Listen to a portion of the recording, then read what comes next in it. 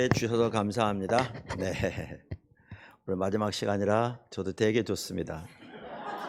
네, 끝나면 집에 가거든요. 네, 감사합니다. 하여튼.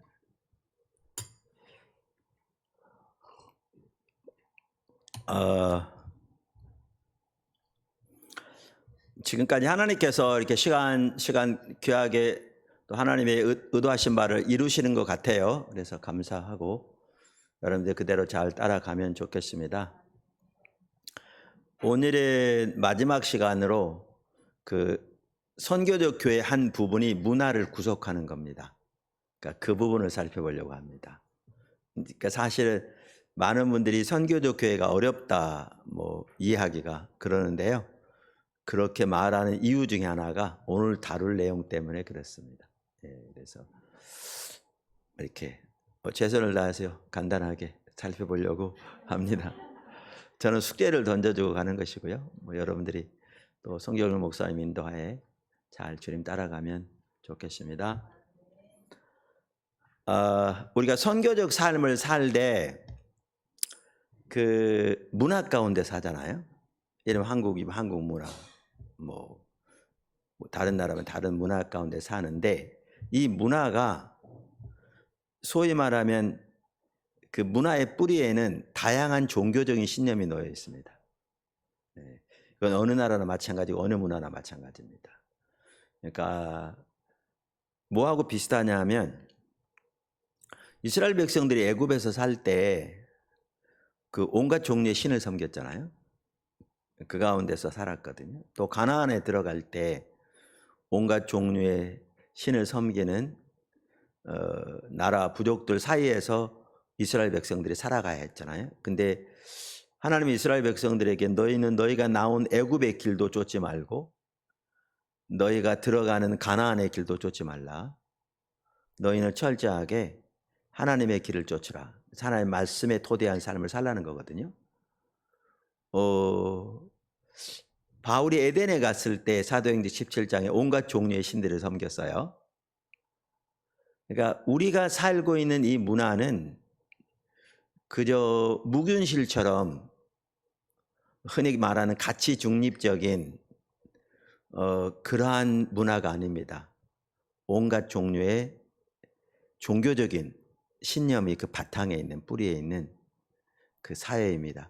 거기에서 우리는 하나님의 백성으로 선교적 삶을 살아야 합니다.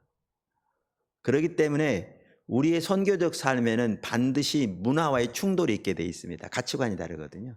믿는 바가 다르고 신조가 다르고 이제 거기에서 살아가야 되는데 이제 이렇게 이 문화 속 이걸 이제 다음 컨퍼런스 때 좀 살펴보려고 합니다. 집중적으로 한 시간에 살펴볼 수 없을지 모르지만 한 번에 살펴보려고 하는데 이런 삶을 살려면 제가 보기에는 크게 두 가지가 되어야 합니다. 하나는 성경적 세계관으로 우리가 무장이 되어야 이 문화 가운데서 올바로 하나님의 백성으로 살아갈 수 있습니다. 하나는 정말 중요한 부분입니다. 두 번째는 여기서 더 나아가서 이 문화를 성경적 세계관으로 돌이켜야 합니다. 구속시켜야 합니다. 일을 하나님이 하고 계시거든요. 이거는 큰 과제입니다. 근데 이제 제가 여기에서 그 우리 인도에 가시는 방향을 제시하는 거니까 여러분들이 이렇게 보고 기도하고 또 시도하고 특별히 우리 다음 세대를 그렇게 또 잘 세워야 되고 그래서 하나님께서 우리를 그 다음 세대 학교도 그렇고 오전에 말씀드린 것처럼 인도에 가시는 그 하나님 인도하심이 너무나 더 선명히 보이는 게 이게 이제 우리 다음 세대 가운데 이런 일을 하기를 원하시는 거죠.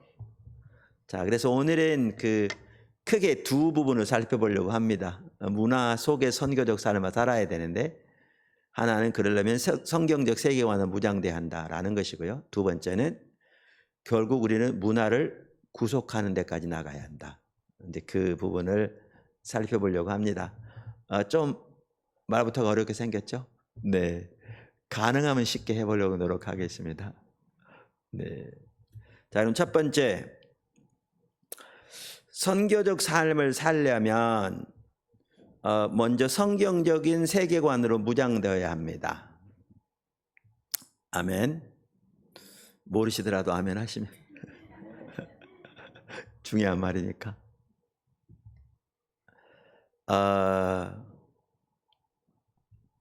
우리가 성경적 세계관으로 무장되지 않으면요, 마치 이스라엘 백성들이 이름이 이스라엘 시대에 종교적인 의식들은 매우 많고 열심히 했지만 그들의 삶의 방식은 주변 종교의 삶에 대한 이해와 방식을 따라 살아갔거든요. 이건 철저하게 우상숭배의 삶입니다. 그리고 하나님 버린 삶이었습니다. 똑같이 됩니다. 우리가 똑같이 됩니다. 성속의 분리라는 용어를 제가 이번에 몇 번 썼는데, 이게 뭐냐 하면 성이란 말은 성스러운 것, 속이란 말은 속된 것. 그러니까 교회 안에 성스러운 것과 속된 것을 분리시키는 이분법, 잘못된 이분법이 매우 팽배하거든요. 그러니까 한 가지만 간단히 말씀드리면, 교회와 관련된 건 성스러운 일이고, 그 다음에 세상과 관련된 거는 속된 일인 것처럼. 그래서 우리가 거룩한 삶을 살려면 교회와 관련된 일에 충성하고 헌신한 삶을 살아야 되고, 세상과 관련된 일에 좀 더 깊이 개입하면 그건 속된 일인 것처럼. 이렇게 돼버리면 신앙생활을 교회와 관련된 것으로 제한시켜 버리죠.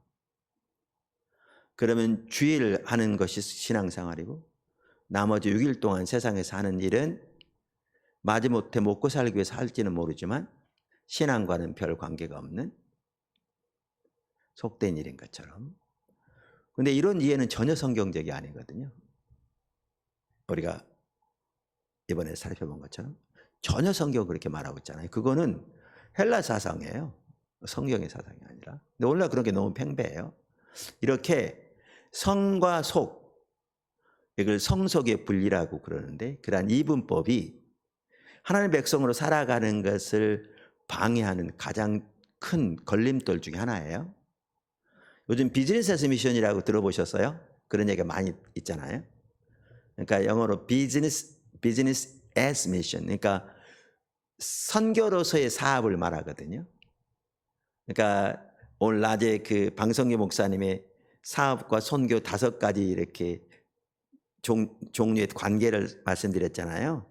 그러면서 선교로서의 사업까지 가는.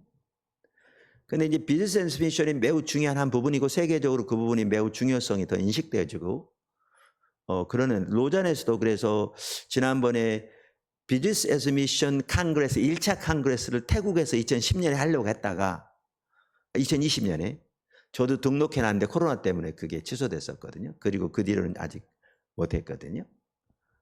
그래서 이런 일들이 있는데 비즈니스 애스 미션을 이렇게 추구하는 많은 분들도 그게 교회에서 가장 큰 걸림돌이 뭐냐 하면 성속의 분리의 이분법이에요. 무슨 말이냐, 비즈니스 그건 속된 거지, 교회 갈 일이 아니지. 어떻게 교회가 비즈니스 같은 걸 관여해? 그리고 거룩한 교회에서 어떻게 비즈니스 같은 걸 논해? 이렇게 되는 거죠. 그러니까 성도들 그 자체가 벌써 마음을 닫아버리는 거고요. 근데 비즈니스는 하나님이 내신 것이거든요. 성경에 보면 하나님이 내신 거예요. 그래서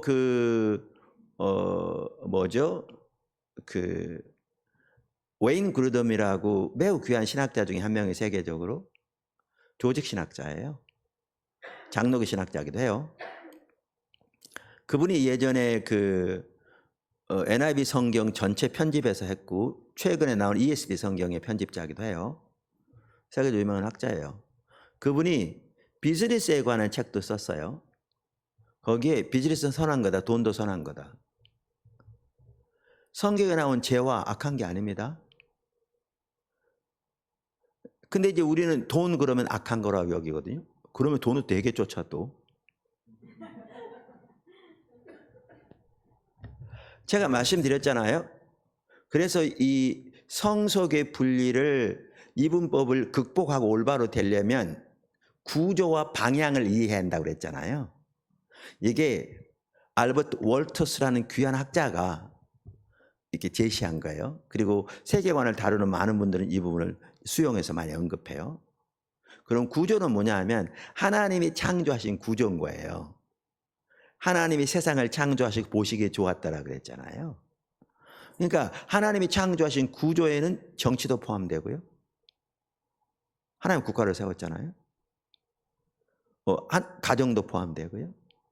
그 다음에 비즈니스도 포함되고요. 재화도 하나님이 만드신 거거든요. 포함되고요. 이 모든 것들은 다 선한 거라는 거예요. 선한. 그런데 인류의 타락으로 인해서 선한 구조가 어떤 방향으로 쓰여지게 됐다 그랬죠? 잘못된 방향으로 쓰여지게 된 거죠. 왜곡된 방향으로. 예, 그래서 이제 그분은 그 책에 보면 이렇게 나눴어요.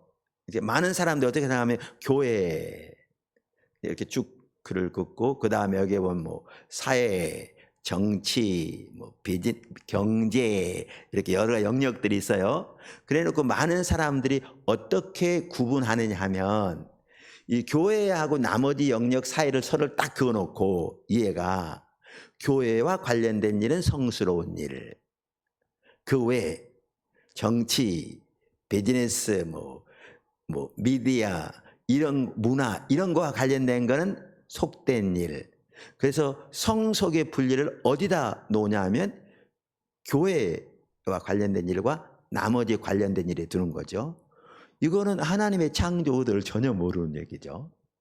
이렇게 이해하고 있으니까 아까도 말한 대로 교회와 관련된 일은 선한 일.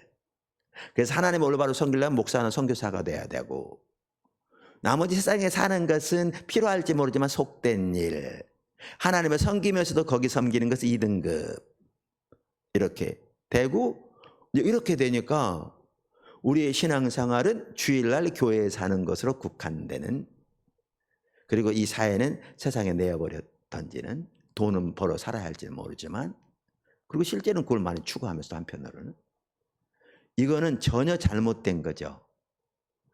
근데 그렇게 볼 게 아니고 어떻게 봐야 되느냐 하면 아까도 말한 대로 구조와 뭐라고요? 방향의 문제로 봐야 한다고요. 봉역 방향 문제로. 자, 그러면 교회, 정치, 결혼, 뭐 가정, 성도 포함되고 성, 뭐 그다음 뭐죠? 미디어, 비즈니스, 돈 다 이게 하나님이 창조하신 건데요. 심지어 교회도 창조하셨는데 여기에 구조가 있다면 이 구조가 우상숭배적인 방향, 악한 방향으로 가면 다 속된 겁니다. 여러분, 교회라고 성스러운 게 아닙니다. 교회 안에서 세상적인 가치관이 다스리는 경우가 절대 적지 않습니다. 철저히 타락한 겁니다.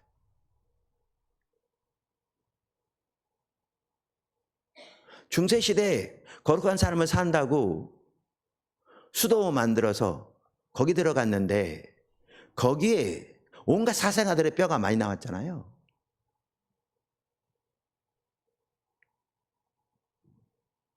그게 성스러운 게 아닙니다. 아닙니다. 예를 구약시대만 하더라도 예루살렘 성전 안에 온갖 종류의 우상들이 가득했거든요. 오늘날 교회 안에도 얼마든지 우상이 가득할 수 있습니다. 오늘날 탐심, 세상사랑 등등등.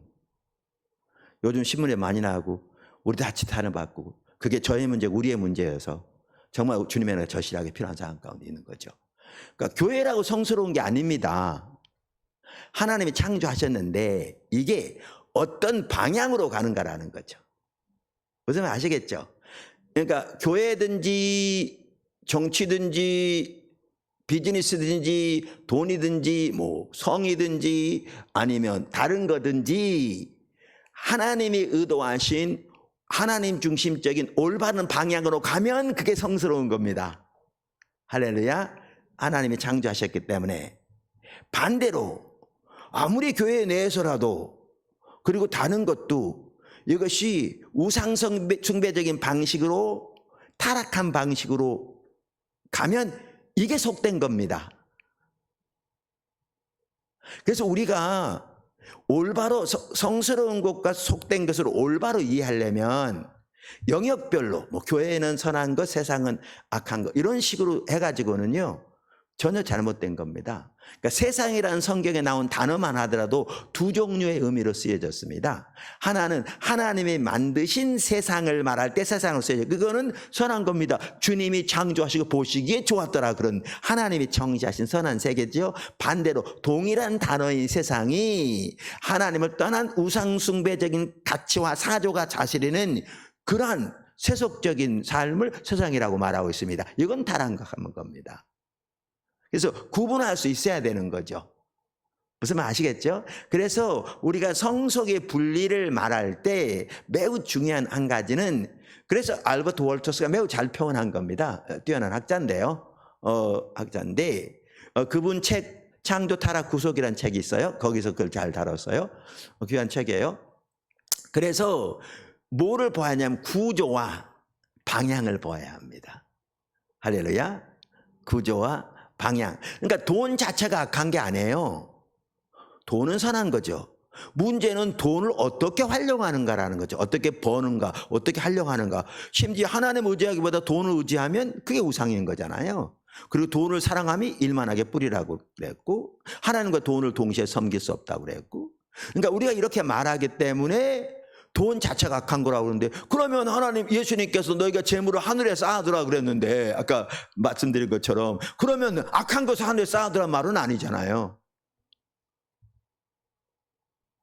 그리고 달란트 비유에서도 거기에서는 달란트가 하나님께서 우리에게 맡겨주신 게 크게 나누면 미 남침례 교단의 그 신앙 고백에 보면 4가지로 나누고 있거든요. 우리 생명과 시간과 물질과 재능. 생명, 시간, 물질, 재능, 그 물질은 돈이라는 얘기거든요.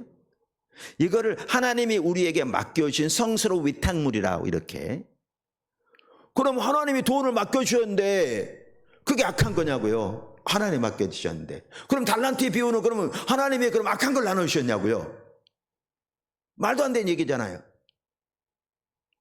그러니까 너희가 작은 것 충성했으니 그날에 너희가 큰 것으로 너희에게 주리라고 그랬다면 그럼 악한 걸 주겠냐는 얘기죠. 그러니까 이게 말도 안 되는데 오늘날 성도들이 너무나 잘못된 성속에 대한 이분법을 가지고 있으니까 신앙생활을 올바로 못하는 거예요. 올바로 못하는 거예요. 조금 이해되시죠?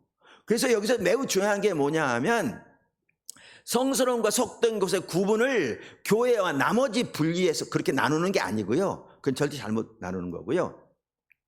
교회를 포함해서 모든 그러한 영역들 하나님이 창조하신 구조는 선한데 인간의 타락으로 인해서 일도 거기에 포함되고 일도 보세요. 인류의 타락의 결과는 하나님 주신 형벌이 아니라고 살펴봤잖아요. 왜냐하면 일하라는 명령이 타락 전에 주어진 거예요. 창세기 1장 24절. 그러니까 우리가 이미 살펴본 대로 하나님은 일하신 하나님이며 우리 창조의 동역자로 일하도록 우리를 창조하셨다니까요. 하나님의 창조하신 모든 피조물 중에 다른 피조물들에게는 생육하고 번성하라는 명령만 주셨는데 하나님의 동역자로서 일하도록 창조하신 것은 하나님의 형상으로 창조한 바도 인간밖에 없다니까요. 소중한 직무를 주신 거죠. 그럼 그게 악한 거냐고요? 전혀 아닌 거죠. 그러니까 일은 하나님의 창조하신 구조로 선한 건데 타락 이후로 이 일이 얼마든지 오염될 수 있습니다. 상대방을 압제하는 수단도 될 수 있고요. 일이 우상도 될, 물론 그런 경우 너무나 많죠. 우상도 될 수 있고요. 다양한 방법으로. 그러니까 구조는 선한데 하나님이 창조하신 인류의 타락으로 해서 이 구조가 악한 방향으로 사용되는 거죠. 이게 속된 겁니다. 이게 죄고 이게 타락한 것이고요. 그럼 여기서 보면 알겠지만 우리 신앙생활을 어떻게 해야 되겠어요? 이 각 구조를 어떻게 돌이켜야 되겠어요? 하나님이 의도하신 올바른 방향으로 돌이키는 게 우리가 해야 할 일인 거죠. 갑자기 멍하시네. 네. 그 이따 살펴볼 거고요. 그래서 이와 같이 교회 안에 성과 속된 것, 성스러운 것과 속된 것에 대한 이분법, 그걸 딱 분리시켜 가지고 아까 말씀 그렇게 나누는 이 잘못된 인식이 올바른 신앙생활을 매우 방해하고 있습니다. 심각합니다, 교회 안에. 그런데 이러한 팽배한 그 성속의 잘못된 분리 중에 하나가 뭐냐 하면요, 어떤 형태로 우리에게 나타나느냐면 오늘날 팽배한 우리 문화 속에 우리 주변에 팽배한 세속적인 가치관을 그대로 인정하고 받아들이는 겁니다.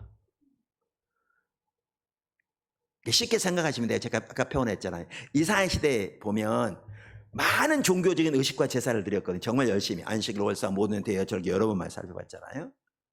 그리고 열심히 행했죠. 근데 그들이 살아가는 삶의 방식은 주변 이방 종교들이 가지고 있는 삶에 대한 이해, 삶에 대한 목표, 삶의 방식을 그대로 인정하고 받아들이고 살아간 거예요. 그거는 철저하게 타락한 우상숭배의 삶이었죠. 그러니까 성경은 이 백성이 나를 버렸다라고 말하고 있잖아요. 그러면 이걸 오늘날 이렇게 딱 이게 붙이면 같은 말인데, 성석의 분리가 오늘날 어떤 형태로 나타나기 쉬운가 하면, 그 중에 하나가 나타나는가 하면, 그들처럼 주일날 빠지지 않고 나오고 11조도 열심히 하고 주일날 교회에서 예배 드리고 신앙생활, 소위 우리가 말하는 신앙생활 주일날은 잘해요. 근데 사회에서는, 소위 세상에서는 주변 세상 문화가 가지고 있는 그 세속적인 반기독교적인 전혀 하나님 중심적이 아닌 혹은 우상숭배적인 가치관, 삶의 방식, 삶의 이해, 삶의 태도를 그대로 인정하고 받아들이고 그것에 따라 살아가는 겁니다. 이건 철저하게 타락한 우상숭배 삶입니다. 성석의 분리가 그렇게 나타납니다. 하나가. 근데 오늘날 너무나 많은 성도들이 그렇게 살아가고 있습니다. 교회에서는 집사님이고 장로님인데, 권사님인데 너무너무 심각하게 우상숭배의 삶을 살아가고 있습니다. 목사님도 이해도 아니고요. 저를 포함해서 하는 얘기입니다. 우리 다.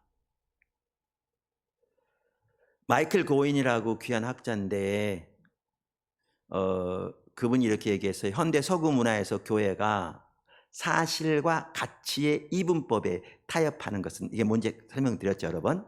제가 다시 설명 안 하겠습니다.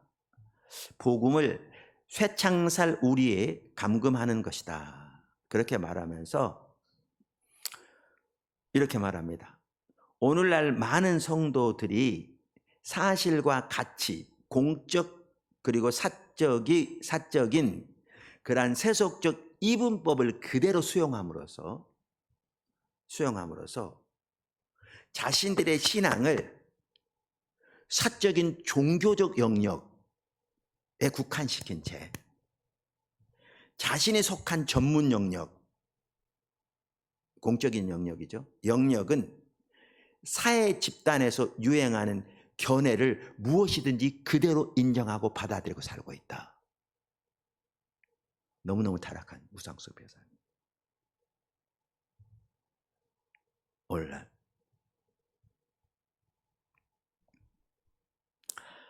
그러니까 이런 형태에 빠져있는 기독교인들은 나름대로 신실하게 직장생활 할 수 있어요. 거짓말 안 하려고 노력하고 세금도 잘 내려고 노력하고 또 기회 되면 전도도 하고. 그런데 또 그 하나는 중요한 일일 수 있어요. 지금 말씀드린 것은. 그런데 그들이 종사하는 그 영역, 그 세계가 가지고 있는 비성경적인 혹은 이교적인 이해와 가치관을 그대로 인정하고 받아들이는 거죠.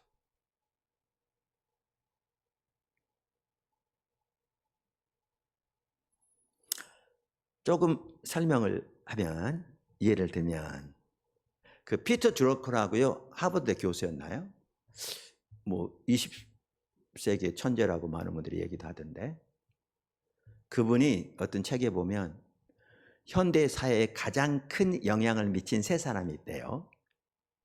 세 사람 다 기독교에 정말 심각한 해를 가져온 사람들이에요. 그 세 사람이 누구냐면 그분 피터 주로커가 말한 세 사람이 누구냐면 한 사람은 다윈이고요. 아시겠죠? 다윈, 진화론. 또 다른 사람은 마르크스, 공산주의, 유물론, 마르크스고요. 세 번째 사람이 누구냐면 프로이드예요. 프로이드. 정신분석학 아버지라고 할 수 있나요? 그 프로이드는 인간에게 문제가 뭐냐 하면 성적인 만족을 자유롭게 언제든지 어느 형태로든지 자유롭게 성취해야 되는데 그것을 가로막는 것을 문제로 봤어요. 그래서 프로이드의 견해에서는 적이 누구냐?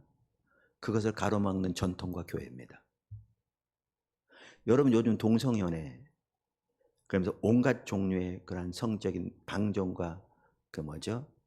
그 소위 말하면 뭐 추구, 무절제 너무나 팽배하잖아요. 이 배우의 누구의 영향이 있는 줄 아세요? 프로이드의 영향이 있습니다. 프로이드. 그러니까 낸시 피어시만 하더라도 그의 위대한 진리에서 그렇게 말하는데 요즘 대학생들이 정말 성적으로 방종하게 무절제한 삶을 산다. 근데 그들이 어떤 학자의 일부의 학자의 견해에 의해서 그 삶이 좌우되고 있는 사실은 전혀 알지 못한다. 그 얘기가 그 얘기거든요.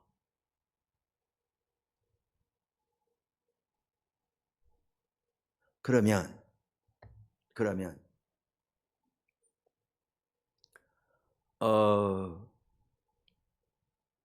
예를 들면 기독교 정신과 의사가 있다고 그래요. 그럼 기독교 정신과 의사는 환자들에게 친절하게 대하려고 노력하고 기회되는 대로 전도하고 또 병원을 윤리적으로 뭐죠? 운영하려고 노력하고 세금 잘 내려고 노력하고 일주일에 한 번씩 직원들하고 예배도 드리고 그렇게 할지 몰라도 만약에 프로이드 이후로 그러면 약간 변했지만 근본적으로 변하지 않은 걸로 알거든요. 정신의학계가 가지고 있는 인간 이해와 정신세계 이해는 그대로 인정하고 받아들이고 그 토대 위에서 진료하고 상담을 한다면 이게 성속 분리의 이분법에 빠진 내용인 겁니다. 이게 파편적인 삶인 거죠. 생활이 유리조각처럼 파편화되어 있어서 교회 생활 따로, 직장 생활 따로, 그리고 교회 생활하는데 가지고 있는 신앙의 이해 따로, 전문 영역에서의 일할 때 가지고 있는 바탕의 이해 따로. 이거 완전히 파편적인 삶입니다. 이거 우상숭배 삶입니다.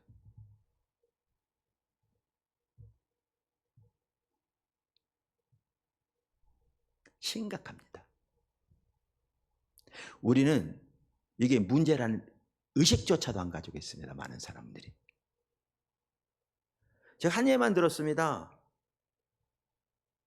여러분 보세요. 과거에요. 미국에서 유학했다는 유학생인데 정치를 전공하는 것 같더라고요. 그래서 한번 만났는데 어디서 만났던 기억은 안 나요. 미국에서 만난 것 같지는 않고 한국에서 만났던가. 만났는데 아마 저는 정치학을 전공 안 해봐서 모릅니다. 대학 저는 미국에서 했지만 정치는 안 배웠던 것 같아요. 보고는 배웠습니다. 네. 피지컬 사이언스. 뭐 그러니까 피지컬 사이언스 보고는 아니죠. 보고도 배우고 피지컬 사이언스도 배우고 그랬는데 정치는 안 배웠는데 정치에서는 그렇게 하나 봐요. 정당의 목적은 정권을 잡는 것이다. 그러면 그 사람은요. 그 말하는 거 보면 내가 분이 터져 올리더라고요. 정당의 목적은 정권을 잡는 겁니다. 그게 목적이고요. 다른 것은 그 목적을 위해 다 수단에 불과합니다. 신앙이건 뭐건 심지어 거짓말과 전혀 상관이 없습니다. 법에만 안 걸린다면 때로는 법에 걸려도 많은 경우에 신이 거기에 존재하지도 않고요. 뭐 가족 관계 거기에 전혀 존재하지 않습니다. 정권을 잡는 모든 것 수단일 뿐입니다. 자, 오늘날 어떤 분들이 선거 때가 되면 교회 와서 나 집사입니다, 나 장로입니다,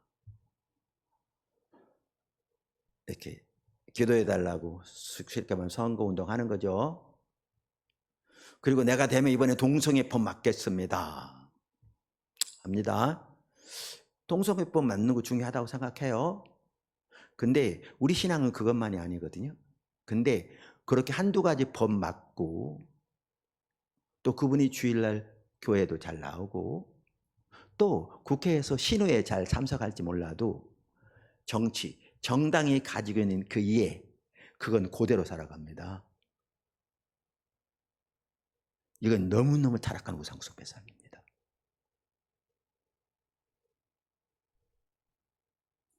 기독교인들이 이해되십니까? 비즈니스에게도 마찬가지고요, 교육계도 마찬가지고요, 의료계도 마찬가지고요, 미디어도 마찬가지고요.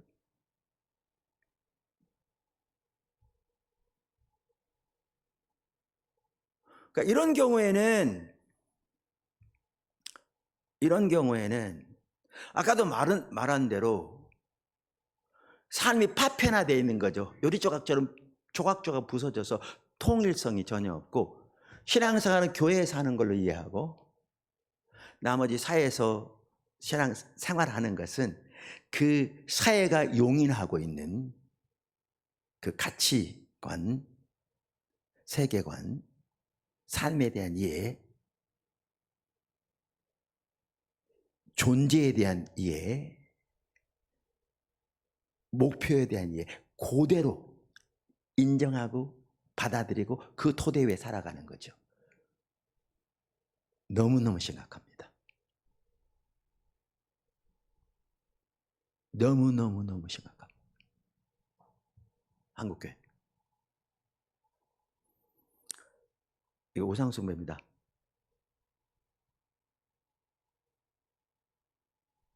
좀 심한 예인데, 이거는 좀 심한 예인데,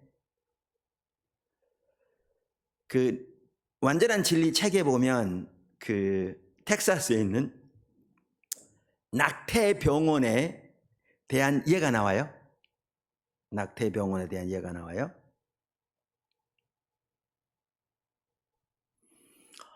거기에 보면 낙태 전문 병원인데요, 그 병원의 직원들은 모두가 교회에 출석하는 사람들이에요. 쉬는 시간에 자기가 섬기는 교회에 있었던 성경 공부 시간에 나눴던 얘기들, 속으로 나눴던 얘기 간증하고 얘기해요. 근데 그들 모두 낙태를 권유하고 권장하고 시행하는 병원에서 근무하는 거죠. 그들은 신앙생활을 주일에 교회에 사는 것으로 국한시키고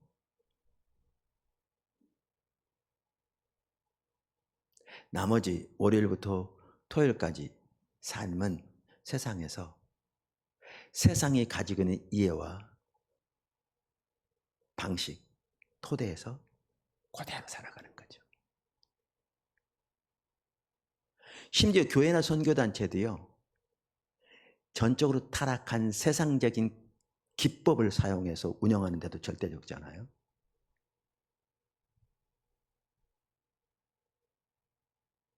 그러면서 이 종교생활만 잘하면 신앙생활 잘한다고 그래요. 그리고 그거 잘하면 집사되고 권사되고 장로돼요.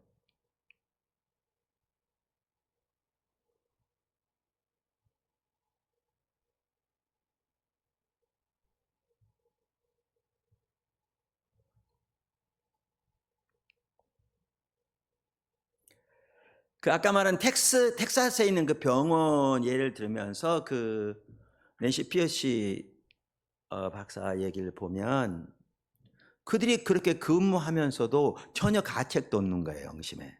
왜 없는 줄 아세요? 그들이 현대 교육을 통해서 그들이 현대 사조, 현대 문화가 가지고 있는 사상에 스폰지가 물을 빨아듯이 아예 그 속에 적쳐 있기 때문에 그래요. 젖어 있기 때문에. 요즘 우리 한국도 마찬가지인데 미국 대학 캠퍼스 같은 경우에 더 심하게 자유주의적 상대주의에 빠져 있거든요. 무슨 말이냐면 사회학, 인류학, 철학 등의 과목에서 진리는 문화적으로 상대성을 지닌다는 거예요. 이거 포스트 모더니즘 있잖아요. 참된 진리는 존재하지 않는다는 거예요.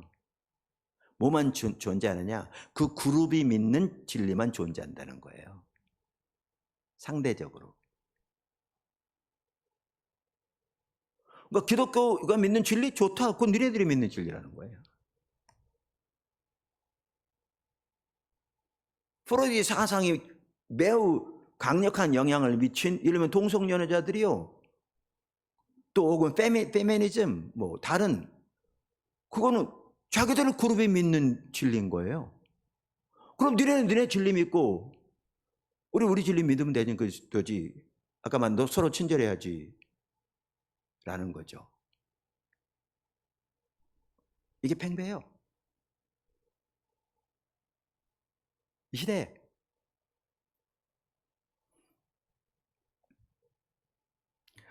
그러니까 진리란 사상과 신념이란 문화적 세력에 의해서 역사적으로 형성되었으므로 궁극적인 의미에서 참이나 거짓으로 규정될 수 없다는 거예요. 자기들이 진리로 믿으면 진리라는 거예요.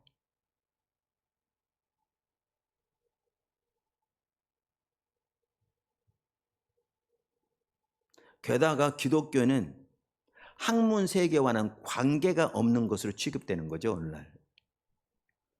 그래서 우리 아까 거기 말한 그 간호사 한 명은 대학 다닐 때 도덕 철학 과목을 들었는데 그동안 서구 역사를 통틀어서 가장 지배적인 종교가 기독교였잖아요. 어찌됐든 간에. 그런데 도덕 철학을 배우면서 기독교 윤리는 다루지도 않는 거죠. 학교에서. 왜냐하면 그들의 인식에는 혹은 그 바탕에 있는 기대에 깔려있는 그들의 주장에는 인식에는 기독교는 너무나 비합리적이어서 다른 도덕 이론과 나란히 취급될 자격차 없는 것으로 간주된 것이죠. 이런 사상에 물들어 있으니까 신앙을 교회에서 하는 종교생활로 제한시키고 병원에서 근무하는 것을 포함해서 자기의 사회생활은 그 사조를 따르는 거죠. 그 사조. 뭐만 이해되세요? 그 가치관, 그 이해.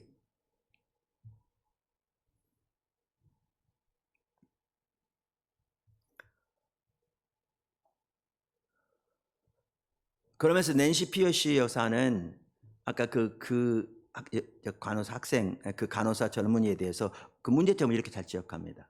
그녀의 신앙이 지닌 치명적인 약점은 기독교 교리를 엄격하게 개인적 신념의 문제로 받아들였다는 것이다.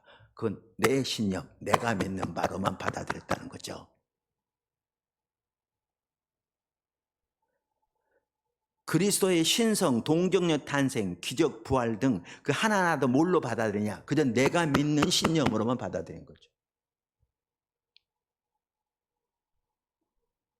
그런데 예수님의 십자가 부활은 인류 역사의 그 중심에 서 있는 두 핵심적인 역사적 사실이거든요.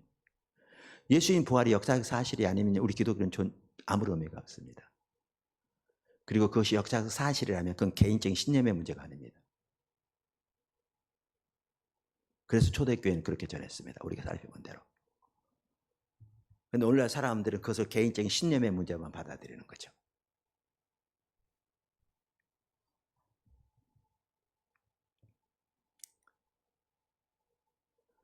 그러면서 낸시 피어시 이렇게 말합니다. 반면에 기독교가 하나의 통합된 진리 체계로서 사회적 쟁점, 역사, 정치학, 인류학 등 모든 분야에 적용되는 종합적 성격을 지니고 있음을 몰랐던 것이다. 기독교가 그런 건데. 요컨대 그녀에게는 기독교 세계관이 없었다. 이게 오늘날 정말 대부분의 성도들이 처해 있는 상황이에요. 생각하게.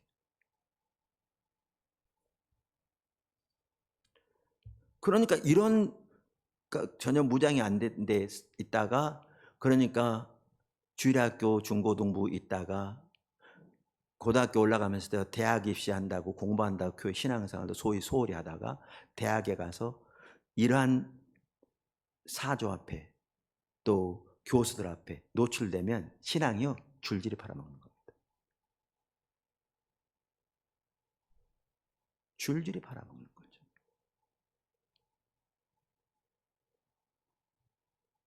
오늘날 뿐만 아니라 다른 반대로 어떤 현상이 나타났냐면, 이러기 때문에 일부 기독교인들은 세상에서 그렇게 직면할 힘이 없으니까 자기들끼리만 뭉칩니다.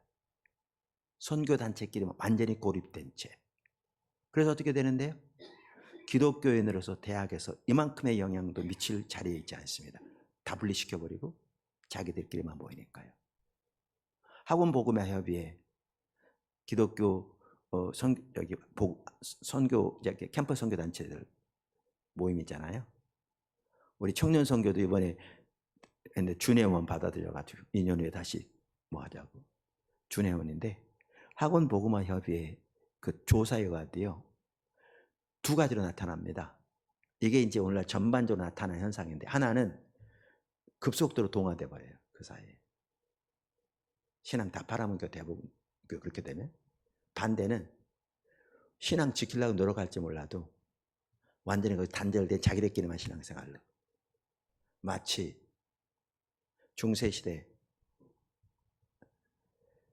그 수도원 지어서 들어간 것처럼 자기들끼리만 선교단체에만 머물러서 자기들끼리만 교제하고 자기들끼리만 얘기 나누는 것으로 고립시켜버립니다. 둘 다 하나의 방법이 전혀 아닙니다. 전혀 영향을 못 미치는 거죠. 전혀 선교적 삶을 못 사는 거죠. 왜 이렇게 될게요? 교회가 그들을 올바로 전혀 무장시키지 못했습니다. 못했어요. 기본적인 것을도 못했어요. 뭐 세계관은 놔두고라도, 심지어 오늘날 교회에서도 대학 가려면 공부 열심히 좋은 대학 가야 출세한다고 주일날 한 번 교회 오는 것만 해도 예배 시간 줄여가지고 공부하게 하라고, 그게 목회자들이 하는 얘기가 돼버렸으니 결과는 뭐 이렇게 돼버립니다. 이게 현실입니다.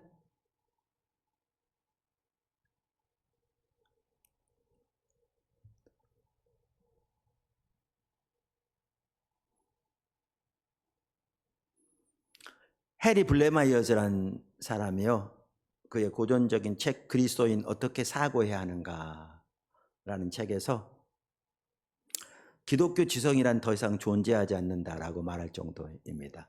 교회 안에 하나님 중심적인 세계관으로 사고하는 사람이 많지 않다는 얘기입니다. 신앙을 종교활동으로 제한해버렸습니다. 그것도 주일에 하는.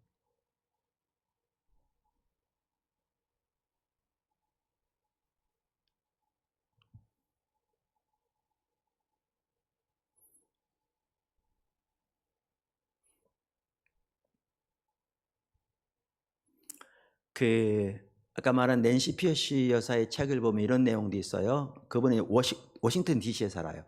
그 미국의 몇 년 책에 보니까 지금도 거기서 한지를 모르겠고 책에 이렇게 나와 있는데, 그러니까 미국의 정치 본산지잖아요. 거기 행정부, 입법부 다 있잖아요.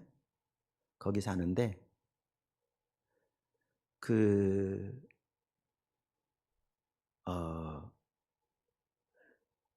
그러다 보니까 정치에 뛰어드는 기독교인들도 많이 보는 거예요.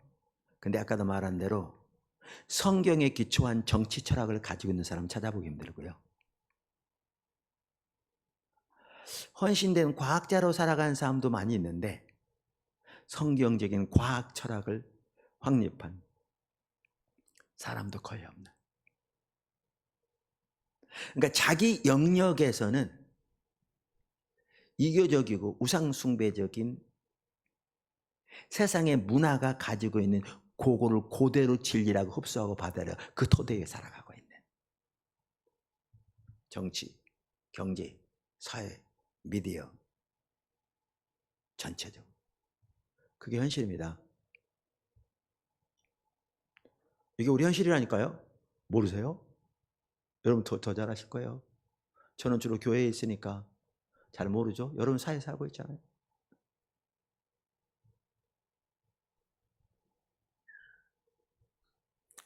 위대한 종교사가인 마틴은 모든 종교가 두 가지 기능을 수행한다.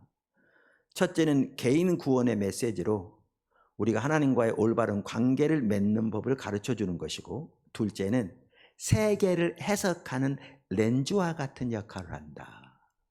이렇게 말했어요. 그럼 기독교도 그렇죠. 한편은 그동안 그 마티도 그러는데 그동안 복음주의 교회들이 첫째 기능은 잘했다는 거예요. 물론 그것도 율법주의에 빠져서 제대로 수용하지 못한 분도 있지만 일반적으로 말한다면. 그런데 그의 표현대로 둘째 부분, 우리의 신앙은, 성경은 세계를 해석하는 렌즈와 같은 건데 전혀 무장이 안 된 거죠.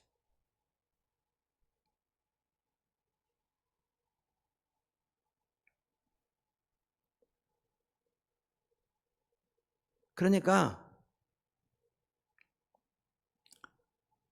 마태에 의하면 복음주의자들은 흔히 개인 경건과 개인 구원은 강조했지만 자기를 둘러싼 세계를 해석하는 일은 스스로 알아서 하도록 내버려 두었다는 거예요.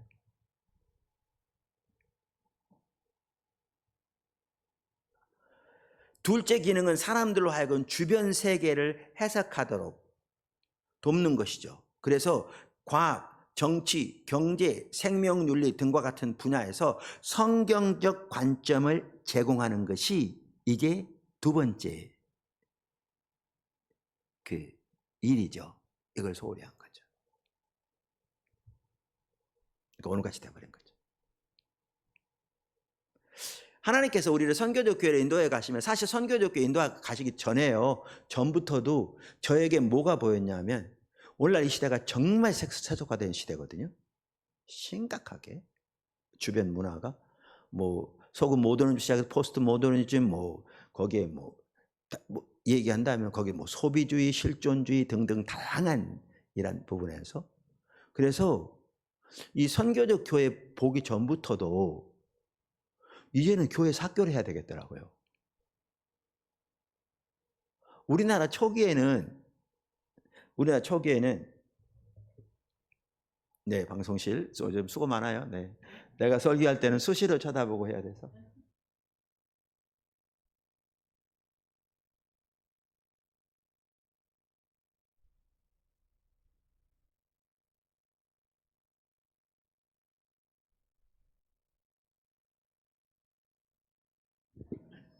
네, 기다려야 돼요. 우리나라 초기에는 문맹이 많다 보니까 교회에서 학교를 했어요. 한글 가르치고 등등등. 근데 지금은 교회가 다시 학교를 해야 되겠더라고요. 우리 다음 세대 있어요. 다음 세대를 위해서뿐만 아니라 어른들을 위해서. 왜?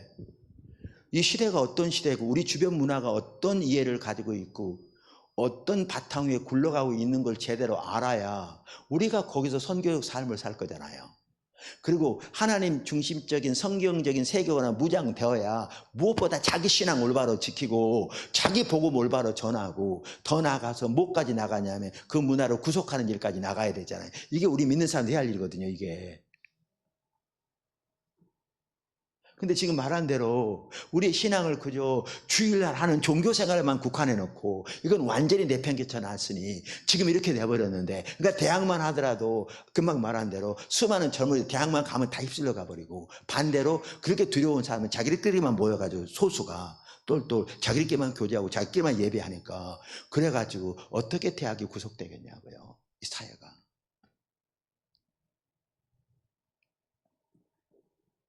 그래서 학교를 해야 되겠더라고요.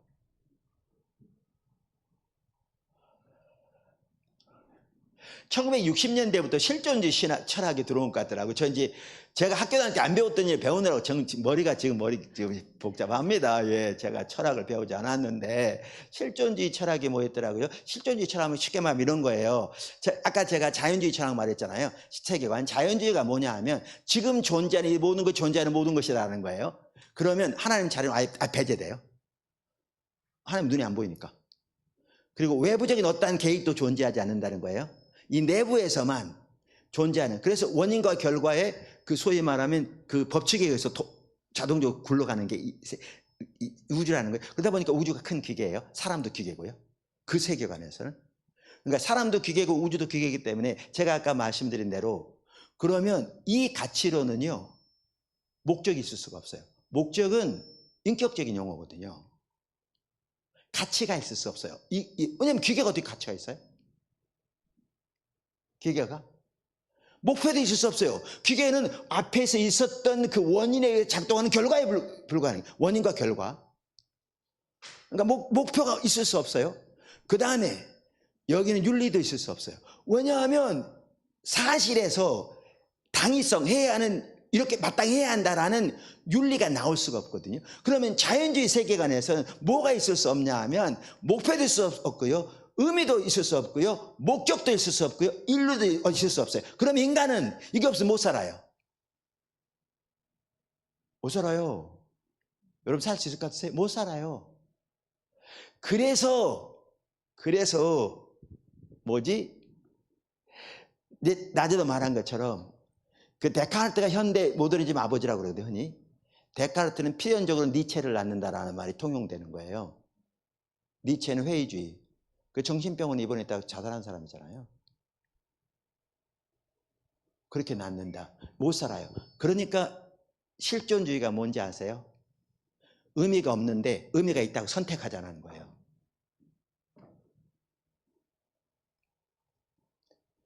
의미가 없는데 있다고 선택하자. 그래서 거기에는 선택이 핵심이에요.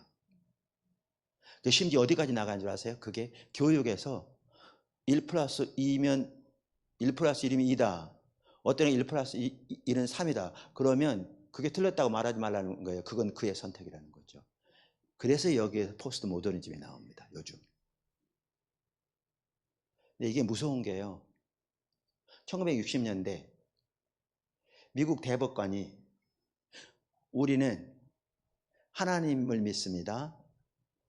하나님 믿는 신앙 위에 이 나라가 태워졌습니다. 그럴 때 아무도 반발하지 않았어요. 1960년대 불과 4, 50년 후에 대법관 중에 한 명이 자기 신앙이라고 말하면서 나는 부활을 믿는다고 고백했다가 난리가 났어요. 신문에서 신앙을 공적인 세계에 끌어들인다고. 개인의 신념이라고 말했는데도 대법관이. 이렇게 미국이 바뀌어버렸어요. 불과 50년 내에. 근데 그 주된 원인이 뭔지 아세요? 대학이에요. 그 전에 60년대 전까지는 대학을 다 간 게 아니고 일부만 갔는데 그때부터 대학이 대규모로 갔는데 거기서 실존주의, 그 포스트 모더니즘의 그 전 단계인데 그리고 아까 말한 이런 자연주의, 이런 세계관을 갖춘 거기에 또 뭐가 매우 팽배해 있냐 하면 유물론, 공산주의. 그러니까 공산주의는 아니 공산주의입니다. 그게 미국 대학가 매우 팽배해. 이런 교수들에 의해서 학생들이 찌그러져 나옵니다. 그리고 그들이 다 사회 각 분야에 소위 말하는 리더들이 돼간 거죠. 그래서 미국 전체가 거의 한 세대 만에 총체적으로 바뀌어버렸어요. 지금은 어느 나라보다 세속화된 나라가 미국이에요.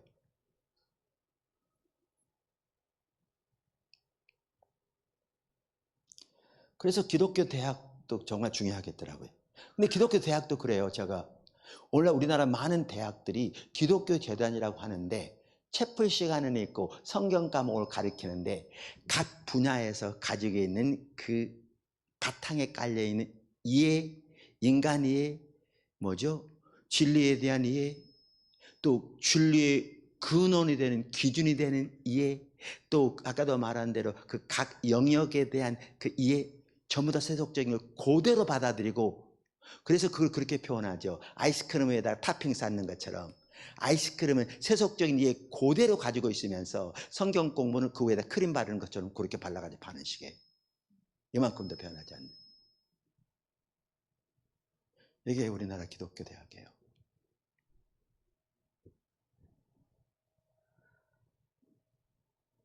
그러니까 무늬만 크리스천한테서 나오는 거예요.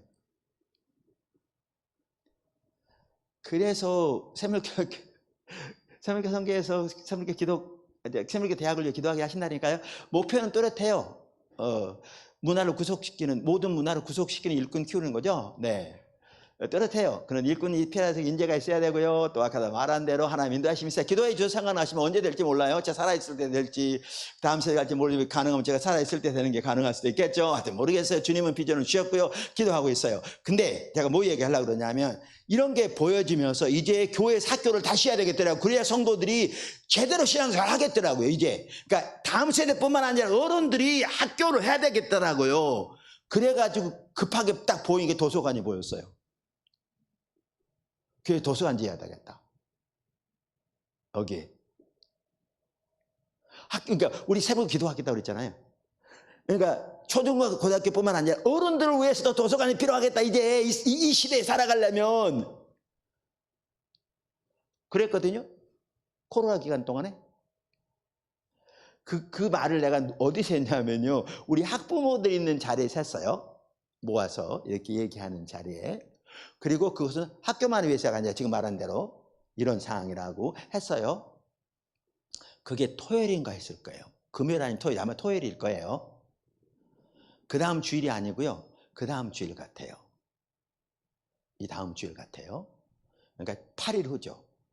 어떤 분이 저한테 와서 그런 거예요. 그러니까 그분이 직접 온 게 아니라 그날 그분한테 듣고 다른 분이 나한테 와서 그런 거예요. 어떤 한 분이, 이분은 우리가 이렇게 말할 때 그 자리에 있지도 않았어요. 전혀. 그러니까 이 얘기를 전해 듣지도 않았어요. 어떤 한 분이 그 주일에 아침에 일어나서 기도하는데 하나님이 도서관 지으라고 그랬대요.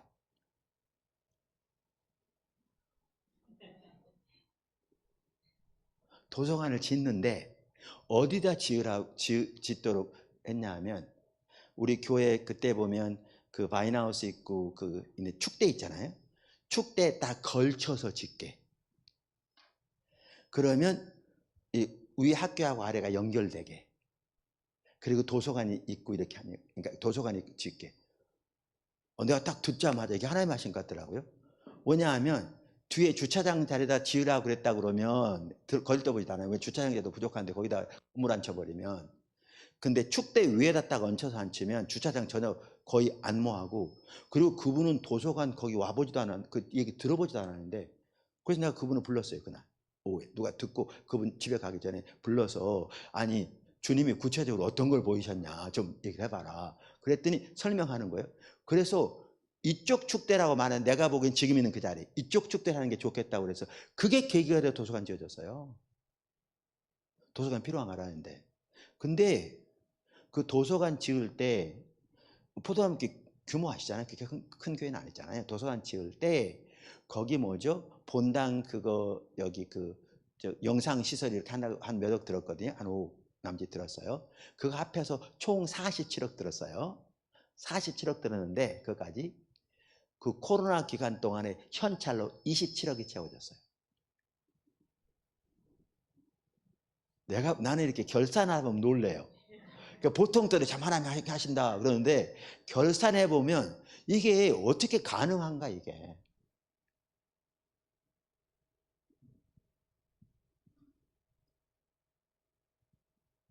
지금 주님 뭐 하고 계신지 아세요?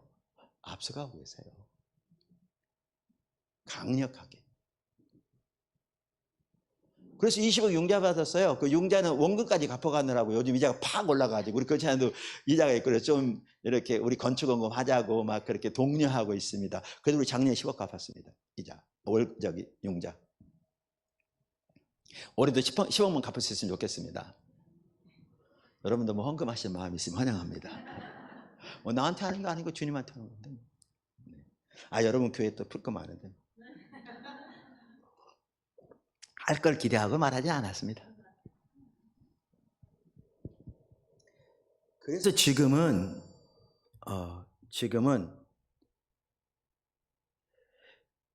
교회가 학교를 해야 됩니다. 무장돼야 돼요. 다음 세대는 더 말할 것도 없어요. 다음 세대는. 그래서 우리 새물기도학교 같은데 완전한 진리책 되게 어렵거든요. 어른도 어려워요. 그 책 가지고 공부해요, 애들. 네. 세경 교육은.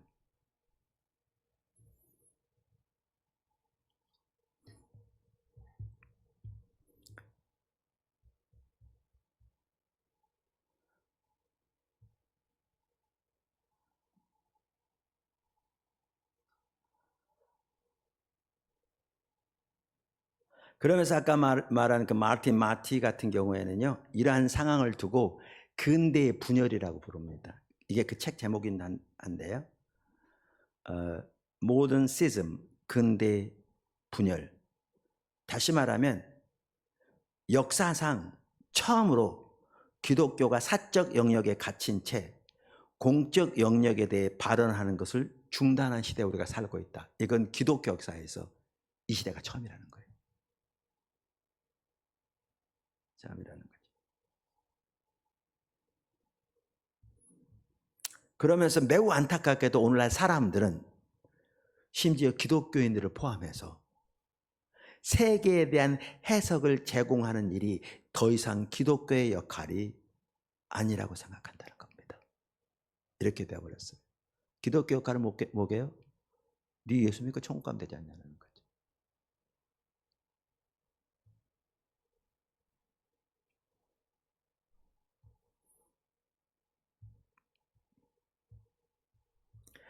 그래서 우리에게는 두 번째 회심이 필요합니다. 많은 분들이 그래서 예수를 믿고 구원받아 하나님의 자녀가 된 걸 첫 번째 회심이라고 부르고요. 두 번째 회심은 세계관으로 회심하는 성경적 세계관 회심을 두 번째 회심이라고 부르기도 합니다. 그러니까 마이클 고인도 그렇게 불렀고요. 이 방면에서 앞서간 그 뭐죠? 하나님의 사람이죠. 헤르만 바빙크. 이분은 또 장로교 신학자잖아요. 헤르만 바빙크도 그 뭐죠? 크리스티안 브룸하르트라는 사람의 말을 인용하면서 이렇게 말했습니다. 인간은 처음에는 자연적 삶에서 영적인 삶으로, 그 다음에는 영적인 삶에서 자연적 삶으로 두 번 회심해야 한다. 이 말을 무슨 알겠죠? 하나는 자연적 삶, 예수님을 전혀 모르는 육신대로 사는 이 자연적 삶에서 예수를 믿음으로 거듭나 영적인 삶으로 회심하는 게 첫 번째 회심이고, 두 번째 회심이 뭐예요? 이 영적인 삶에서 이제는 자연적 삶으로. 그 말은 뭐냐 하면 첫 번째 회심이 하나님께로 가는 것이라면, 그래서 시편에 말하는 것이 하늘에서는 주 외에 누가 내게 있으리요 땅에서는 주밖에 내가 사모할 자 없나이다. 이 신앙으로 서게 된다면, 경건주의 신앙 이렇게 잘 해왔죠. 두 번째 회심이 뭐냐 하면, 이제는 영적인 면에 자연적인 거란 말은 이제는 이러한 신앙의 토대 위에서 이 현세 속에서 세계 속에서 수행해야 할 폭넓은 문화적 소명으로 우리가 돌이켜야 한다는 말이죠. 두 번 회심해야 한다. 그래서 헤르만 바빙크만 하더라도 경건주의 가정에서 자라면서 결국 이 두 번의 회심을 거쳤다. 이렇게 말하고 있습니다. 마이클 고인도 마찬가지고요. 그러니까 우리가 이 성경적 세계관으로 무장되는 것이 우리의 직장 생활에서도 이게 돼야, 제가 존 베게트 얘기했잖아요. 그 통합 교회 생활과 세상의 생활을 통합하는 주의 영광을 내서 이게 되는 거죠. 다른 사람의 예를 들어보겠습니다. 완전한 진리책에 나오는 내용인데요. 실리 H의 얘기입니다. 그는 25살에 법과대학을 나와서 변호사가 되었습니다. 좋은 직업을 갖게 된 거죠. 그리고 결혼해서 행복한 가정을 이뤘습니다. 근데 어느 시점에 대해서 우울증을 앓게 됐습니다. 평소 때 우울증을 전혀 앓지 않았던 사람이라 그 원인을 찾기 시작했습니다. 그랬더니 이게 전부인가? 내가 남은 생애 내내 하고 싶어 하는 일이 이 일인가? 도대체 이 일의 의미가 뭔가? 라는 자기가 하는 일에 대해서 의미를 전혀 발견하지 못하고 있는 걸 깨달았습니다.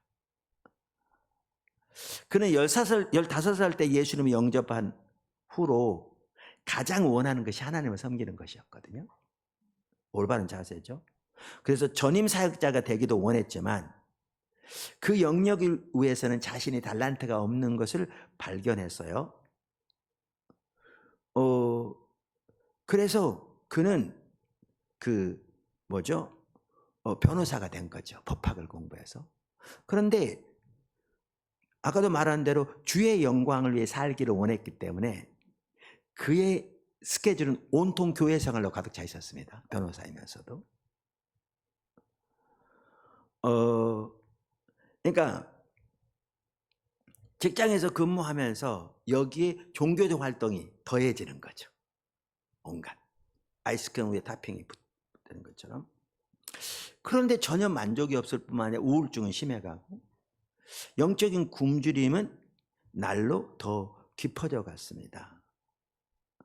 그래서 이런 우울했다고 생각하는 것들이 사실은 자신의 삶 속에서 영적인 의미를 찾지 못하고 있는, 그리고 그것을 처절하게 찾아 헤매는 갈망에서 기인된 것을 알게 된 거예요.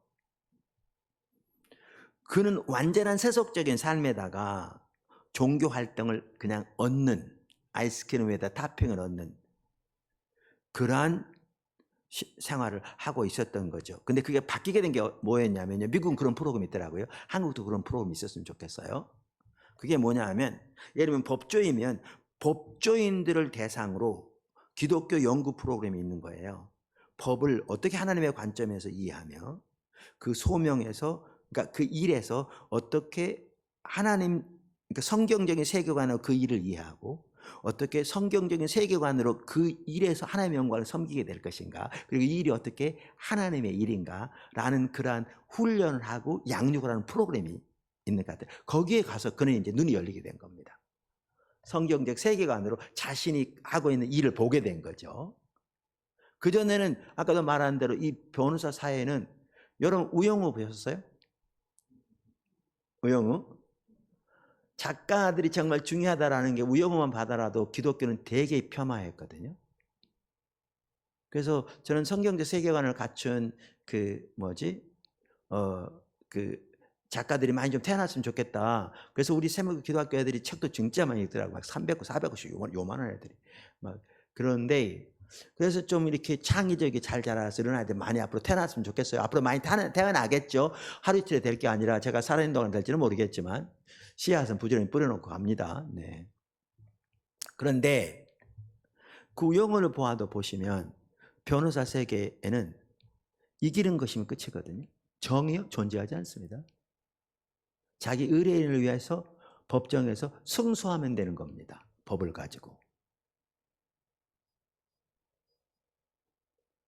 모르셨구나.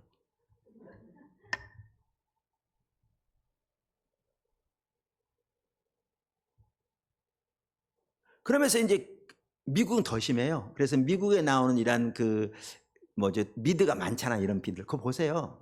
처절합니다. 처절하죠. 사실 거기는 법, 진리란 존재하지 않습니다.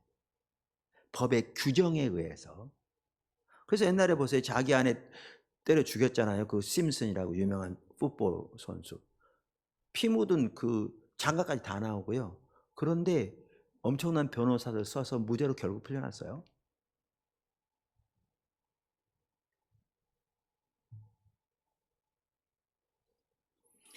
새로운 세계가 그 앞에 펼쳐졌습니다. 그는 법이 전 인격적인 문제를 다루고 있음을 깨닫게 된 거죠. 그는 이렇게 말합니다. 사람들이 변호사를 찾아올 때는 대체로 위기에 처해 있을 경우입니다. 그런 사람들이 올바르게 처신해서 돕는 것은 굉장한 기회임에 틀림없습니다. 이혼을 생각하고 있는 부부, 법을 위반한 빗나간 10대 윤리적 갈등을 겪는 사업가, 성경적 원칙을 타협하고 있는 기독교 사역 단체 등, 그러니까 이런 사람들을 대상으로 일할 수 있는 위치에 있는 자가 변호사라는 걸 깨닫게 된 거죠. 그래서 법은 어떤 절차나 논쟁 기술에 불과한 것이 아니죠. 잘못된 것에 대항하고 정의를 세우며 약자를 변호하고 공공선을 증진하는 하나님의 도구라는 사실을 발견한 겁니다. 이게 하나님의 세계관에서의 법입니다. 하나님의 법을 세우신 구조. 근데 오늘날은 완전히 약한 방향으로 간 거죠. 그럼 여기에서 변호사로서 올바른 방향으로 이끌어갈 자신의 사명을 발견한 거죠. 세계관.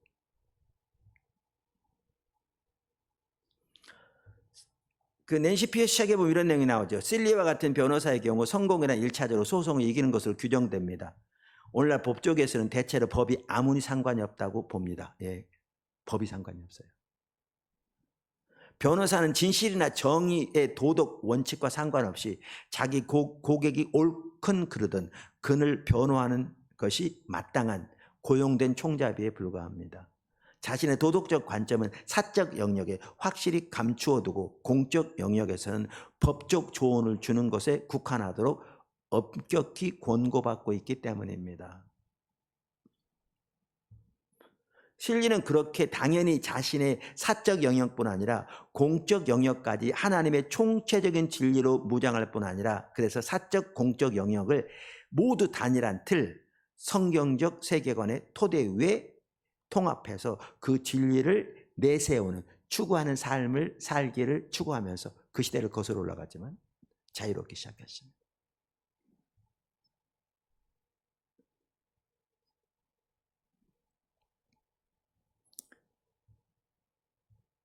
그래서 우리가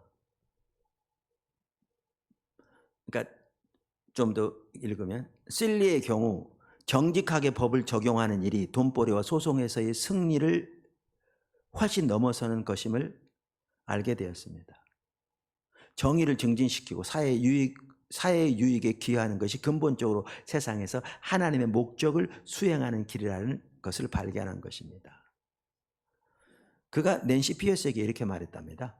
하나님께서 전문가로 사는 삶 속에서 그분을 위해 사는 법을 내게 보여주셨습니다. 사업을 운영한다거나 생계를 유지하는 일에 그치는 것이 아닙니다. 우리는 우리의 일 속에서 실은 하나님의 일을 하고 있는 것입니다. 그 사실을 깨닫는 순간 나는 다시 기쁨을 찾았습니다. 요게 직장인의 직장인, 사업가면 사업가, 변호사 모두가 씨름하면서 성경적인 세계관으로 무장하고 하나님 안에 자신의 부르심을 되찾아야 합니다. 이거는 세계를 거슬러가는 일입니다. 그래서 이 선교적 삶에는 제가 이번에 잠깐 언급한 것처럼 반드시 핍박이 따르게 되어 있습니다. 그러나 그것은 주님을 따른 삶의 당연한 하나의 대가입니다. 대가입니다. 제가 가끔 그런 얘기를 하거든요. 그러니까 비즈니스를 철저하게 성경적인 세계 토대 위에서 이해해서 성경적인 세계관에서 그 목표를 목적을 위해 그 가치 위에 세워야 한다. 그래야 하나님 뒷받침하실 거예요. 제가 아까 낮에 한 형제 예를 든 것처럼 그럼 많은 사람이 그래요. 우리나라에서 비즈니스를 그렇게 세우는 것은 사업을 하는 거 어렵다. 맞아요. 언제 쉽다고 그랬나요? 근데 저는 이렇게 말하거든요. 철저하게 성경적으로 비즈니스 세운 거 못지않게 오늘날 한국에서는요. 철저하게 성경적으로 교회를 세우는 것도 어렵습니다. 사회가 그렇게 돼버렸습니다. 절대 쉽지 않습니다. 비즈니스 세운 것보다 오히려 어쩌면 더 어렵습니다. 그만큼 세속화 돼버렸습니다. 이 시대가.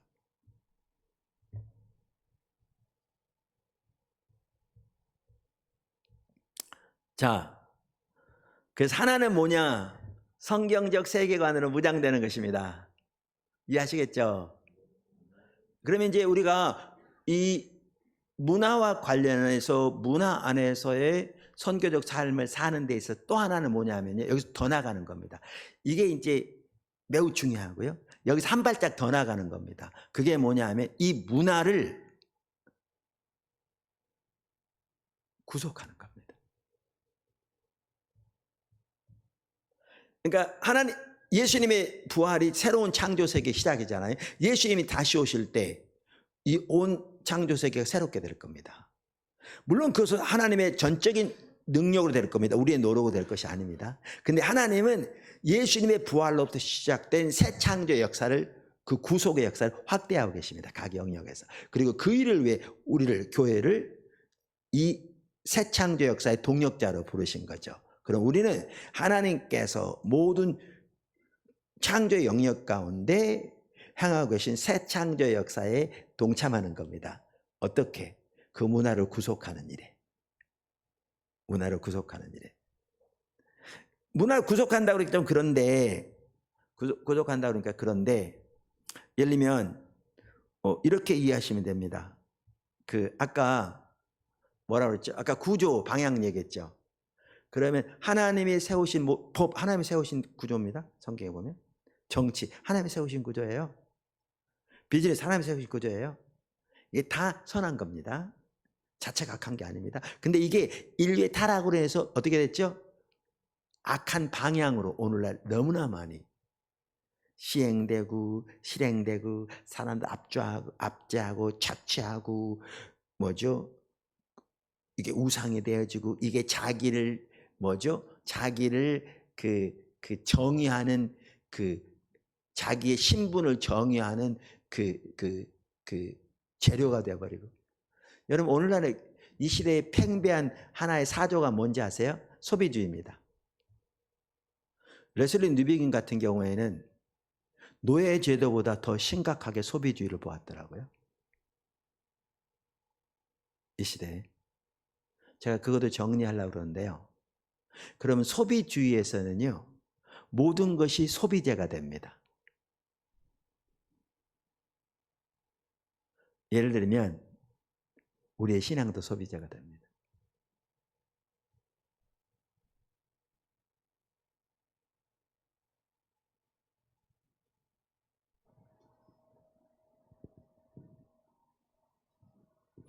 적지 않은 사람들이 우리의 신앙을 자기의 만족과 유익을 위한 수단으로 여깁니다.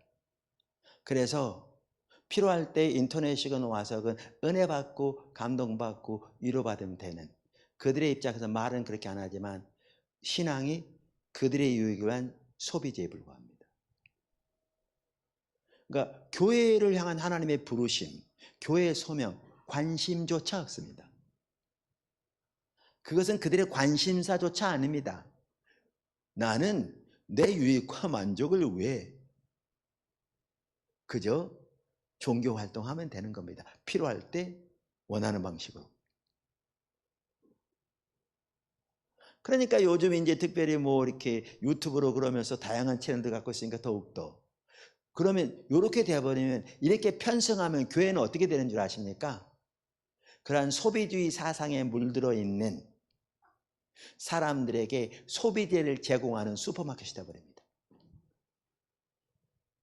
교회 소명 망각해버리고요, 그들이 원하는 이것 주고 그들이 원하는 이것 제공하는 백화점이 되어버립니다. 이건 너무너무 타락한 신앙입니다. 근데 그거 잘하면 교회 성장할 수 있습니다. 그런 사람들이 모이는 거죠. 그리고 심각한 게 뭔지 아십니까? 소비재가 되면 그 소비재가 그 사람의 아이덴티티, 뭐라고 해야 되나? 인격을 정의하는 것이 되어버립니다. 여러분, 그 사람이 들고 다니는 명품백이 그 사람의 인격과 무슨 상관이 있냐고요. 돈 많아서 들은 것 뿐인데 이게 그 사람이 나은 사람인 걸 보여주냐고. 이게 이 명품백이 그 사람이 타고 다니는 차의 마크가 그 사람이 어떤 사람을 보여주는 거냐고 이게. 근데 소비재는 그렇게 돼버리는 거죠. 교회 안에 이런 인식이 너무너무 팽배합니다. 우상숭배. 이렇게 되면 하나님 안에서 우리의 부르심, 교회의 정체성과 역할, 선교적 소명 완전히 망각해버리는 거죠. 완전히 쓰레기통에 딱 버려버리는 거예요.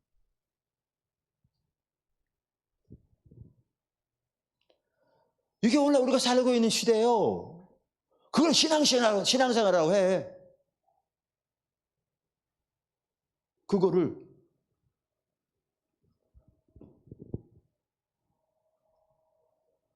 그건 전혀 신앙생활 아니죠. 그건 성경이 말하는 신앙생활 전혀 아닙니다. 자, 이렇게 돼버리니까 이제 아까도 말한 대로 성경적 세계관으로 무장되어야 올바른 신앙생활 할 수 있어요. 이제 이해되셨죠? 그리고 우리는 더 나아가서 뭐 해야 하냐면 아까 말씀드린 대로 이렇게 구조, 악한 방향으로 가버렸다고 했잖아요, 지금. 그러면 이 문화를 구속한단 말은 뭐냐면요. 정치든지 가정이든지 그다음에 뭐 비즈니스든지 미디어든지 이 모든 것들을 하나님이 원래 의도하신 방향으로 돌이키는 겁니다. 이해하시죠? 이게 문화를 구속하는 겁니다. 이게 우리에게 맡겨진 소명입니다. 근데 요게 되려면 제가 일의 소명에서 아주 중요한 단어가 탁월함이라고 그랬잖아요. 그러니까 식당을 하더라도 이웃 사랑으로 탁월하게, 카센터를 하더라도. 저는요 이렇게 그러니까 예를 들면 뭐 이런 사람들 있잖아요. 큰 교회에서 부목사로 있다가 좋은 대학을 나와가지고 그래서 잘 이렇게 하다가 그 교회에서 이렇게 따로 독립돼 나왔더니 많은 성도가 나와가지고 처음 시작할 때부터 몇천 명으로 시작하는 뭐 이런 교회들도 있거든요. 그분들은 어떻게 보면요 사관학교 출신 같아요. 시작부터가 소위로 하는 거죠.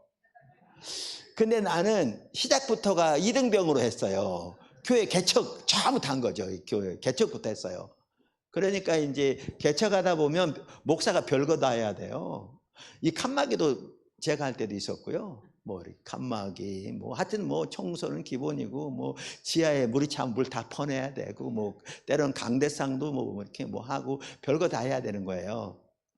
그렇게 이렇게 했어요. 그러니까 좀 이게 나는 그러니까 병으로 들어가서 장교 이렇게 된 거고 예, 다른 사람들은 이제 사관학교 나와서 장교부터 시작한 거고 뭐 그렇게 말하면 이제 그렇게 말할 수 있는데 나는 가끔 그런 생각이 들더라고요. 이, 그런데 내가 뭐 얘기하다 쓸데없는 얘기하지 잊어먹었다.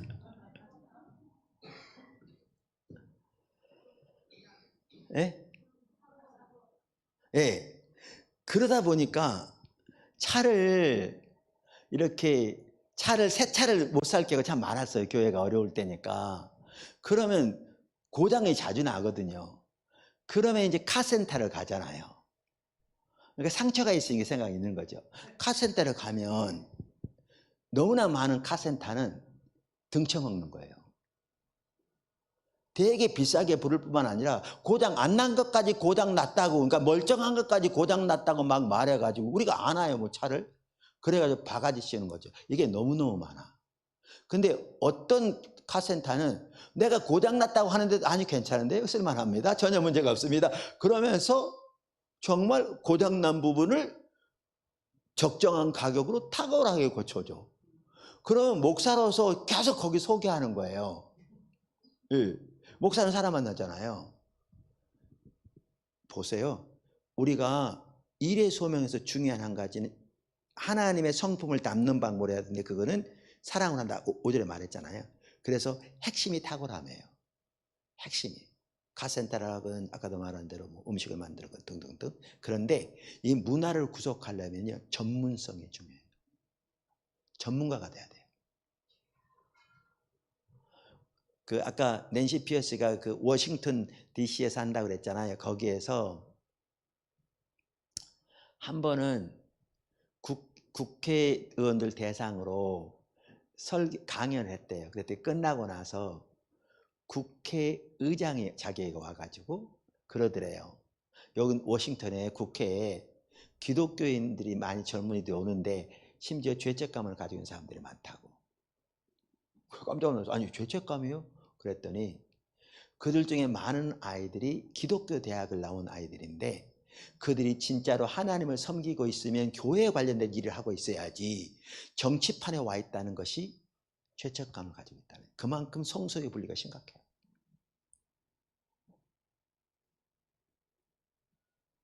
성소의 분리가. 그런데 반면에 또 어떤 이 워싱턴 DC의 고위 관리는 그러더래요. 관료는 낸시 피어스에게 그 훌륭한 기독교인이면서 뛰어난 전문가가 드물다고. 그러니까 한편으로는 훌륭한 기독교인은 많아요. 근데 훌륭한 기독교인은 많은 경우에 교회 생활만 열심히 해요. 사고도 발라, 정직하게.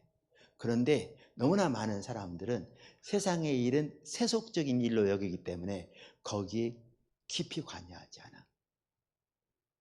반면에 세상적인, 그 표현이 좀 그랬네. 이 세상에서 일에 있어서 전문가들은 많은데 그들 중에 또 신앙이 좋은 사람은 많지 않아. 문제가 뭐냐 하면요, 문화를 구속하려면 신앙이 매우 좋아서 철저하게 하나님 중심적인 성경적인 세계관으로 무장된 사람일 뿐만 아니라 전문가라야 돼요. 근데 이 둘을 다 갖춘 사람이 많지 않은 거죠.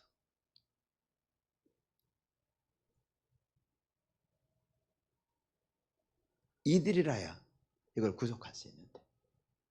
제가 평택대학교 가서도 채플에 설교할 때 이런 얘기 했고요. 그런데 우리 젊은이들 이렇게 키워야 돼요. 제가 한 예를 드릴게요. 지금부터 한 예를. 이 예는 그 완전한 진리에도 나오고요. 또 낸시 피어시 여사하고 찰스 콜슨, 워터게이트 사건 때 닉슨 탄핵될 때 같이 감옥에 갔던 분이긴 한데, 감옥에서 예수님 만나고 세계에서 정말 귀하게 사역하고 있는 분이 찰스 콜슨이라고요. 그분이 공정한 그리스도인이 어떻게 살 것인가 요단에 나왔는데, 그 책도 아주 좋은 책이에요. 그 책에도 나온 예화예요. 같이 그 예를 들을게요. 그리고 이제 마치겠습니다. 빨리 마치네. 네, 더 할 수 있는데요. 제가 마지막으로 저도 올라가야 되고요. 네, 예, 여러분 또 길게 해봐야 지금 좀 쉽지. 또 할 게 있긴 한데. 네, 하여튼 제가 예를 들고 마치겠습니다. 그게 뭐냐면 누구의 예예요?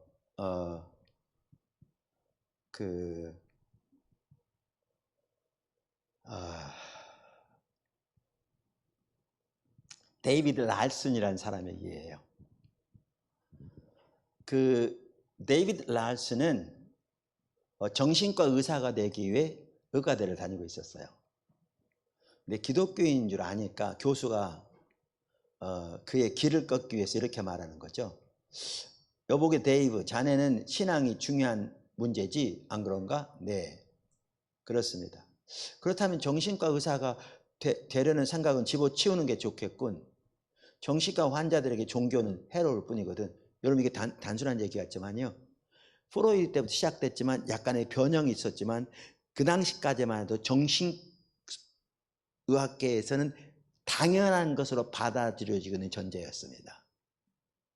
그것을 과학이라고 말해서 팩트라고 여기는 공적 영역이라고 말하는 것에 당연하게 받아들이는, 종교는 정신건강에 해롭다는 것이었습니다. 그래서 그 당시에요, 예를 들면 교수가 대학에서 정신건강과 종교에 대한 논문을 썼다, 연구 논문을 썼다, 소논문이라도, 그러면 그 사람 대학 교수로 정교수 되는 거는 거의 포기할 만큼 이런 시대였습니다. 이게 당연하게 받아들여졌고요. 이거를 과학에 기초한 사실이라고 받아들여진 공적 영역이었습니다. 그게 팽배해 있으니까 데이비드 랄슨이 신앙인 줄을 아니까 그렇게 말한 거죠. 그만둬야겠군.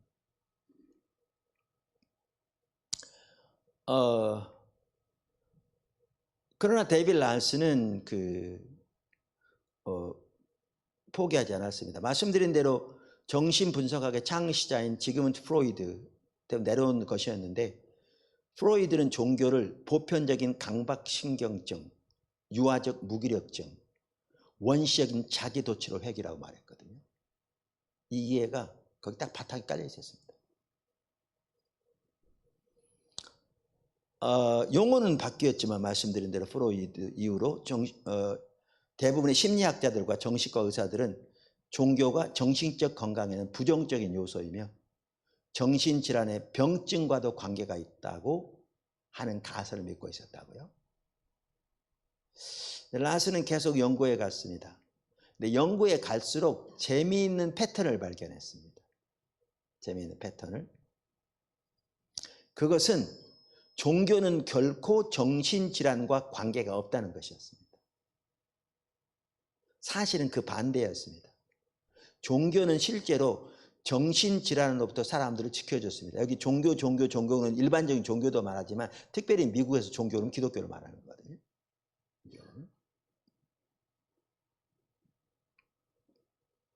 연구 대상자들 가운데 신앙심이 더 깊은 사람들은 병든 집단에서 발견되는 것이 아니라 건강한 집단에서 발견됐습니다. 오히려. 이런 통찰로 인해 데이빗 란스는 자신만의 연구를 계속했고 나중에는 미국 국립보건연구소를 설립했습니다. 국립보건연구소. 그리고 거기에서 종교적 믿음, 아까 말씀 특별히 미국에서는 기독교를 의미하죠. 종교적 믿음이 더 나은 정신건강과 실제적인 상관관계가 있음을 확증하는 여러 편의 연구 결과들을 출간했습니다. 그의 업적은 정신 관련 분야 전체에 큰 영향을 미쳤습니다. 한마디로 말하면 그 홀로 종교와 건강이란 주제로 의학계를 뒤집어 놓은 인물이 되었습니다. 현재는 그 사람의 영향으로 현재는 신앙심이 깊은 사람들이 우울증, 자살, 가정의 불안정, 마약, 알코올 남용, 기타 사회적 병리 면에서 발병 비율이 더 낮다는 것이 널리 인정되고 있습니다. 데이터에 의하면 종교는 정신병과는 거리가 멀고 오히려 정신건강, 신체건강, 가정결속 그리고 사회 질서에 유익하다는 것이 데이터로 드러난 겁니다. 그래서 종교적 믿음이 암으로부터 고혈압과 심혈관 질환에 이르기까지 거의 모든 질병과 관련해서 더 낮은 발병률을 보이고 있답니다. 병에 걸렸다가도 회복되는 속도가 신앙이 있는 사람이 훨씬 빠릅니다. 데이터에 의하면. 사망률조차 더 낮은 것으로 나타났습니다. 말하자면 오래 사는 거죠. 그런데 이것은 의료 전문가에게는 매우 중요한 사실이랍니다. 왜냐하면 오늘날 인구 통계학자들은 평균 수명을 삶의 질을 보여주는 최고의 지표로 간주하기 때문에요. 그런데 신앙이 좋은 사람들이 데이터에 의하면 더 오래 사는 거죠. 그리고 교회에 정기적으로 그러니까 신앙생활 하더라도 올바로 신앙생활 하는 사람들이 더 행복하고 더 건강하고 심지어 더 오래 산다는 겁니다. 그래서 데이빗 라슨 이 박사의 영향으로 아까 말한 대로 그러니까 그 정신심리학계에서 획기적인 변화가 있었는데요. 그 결과로 허버트 벤슨 박사는 그러니까 아까 말한 대로 1990년 이전까지만 해도 종교와 건강 같은 연구들을 출판할 수도 없었고요. 출판하면 정교수 되는 건 포기해야 될 만큼 그런 시대였습니다. 얼마 전 얘기잖아요. 바로 그래서 데이빗 라슨은 말하기를 이런 유형의 연구는 종신교수직을 가로막는 작업으로 여겨질 정도였다. 종교에 관한 연구는 거의 들어본 적도 없고 나의 동료들은 그런 것을 학문적인 건강에 해로운 것으로 간주했다. 이랬는데 이런 전반적인 분위기를 데이빗 라슨 박사가 바꾼 것이죠. 그래서 지금은 비그레이스도인 연구가들조차도 그 상관관계를 인정하기 시작했답니다. 그 결과로.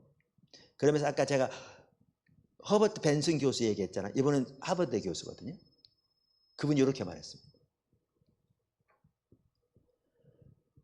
이제는 의사들이 영적 차원의 잠재된 치유력을 인식할 때가 되었다. 그러면서 그는 뭐라고 말했냐면 인간은 종교적인 신앙을 위해 만들어졌다고 이렇게 말한 겁니다. 그에 의하면 인간은 하나님께 맞추어져 있다는 겁니다. 우리의 유전자 청사진은 무한한 절대자를 믿는 것을 우리의 본성의 일부로 만들어졌다는 겁니다. 근데 재미있는 사실은 뭔지 아십니까? 그 벤슨 박사는 기독교인이 아닙니다. 하버드 교수인데. 보세요. 철저하게 성경적인 세계관을 무장들 뿐만 아니라 전문가가 되어야 그 문화를 구속합니다. 문화의 영역들을 구속합니다.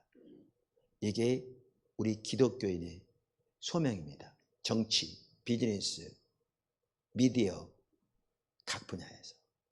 이게 여러분이 할 일입니다.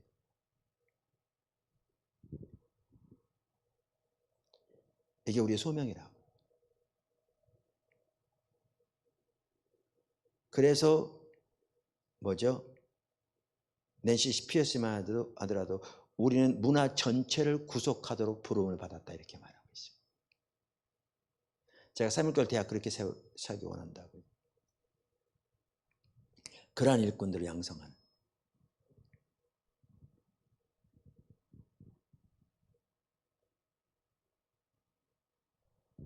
그래서 우리가 선교적 교회 이제 마치겠습니다.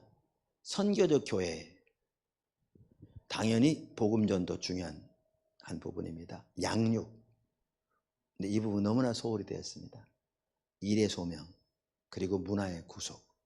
이번엔 전혀 못 다르지만 창조세계의 돌봄. 이 전체를 교회가 감당하는 겁니다. 이게 교회 성도들이 이 모든 것을 예수 그리스도의 주되심 아래 각 영역이 들어가도록 섬기는 것이 선교적 교회입니다.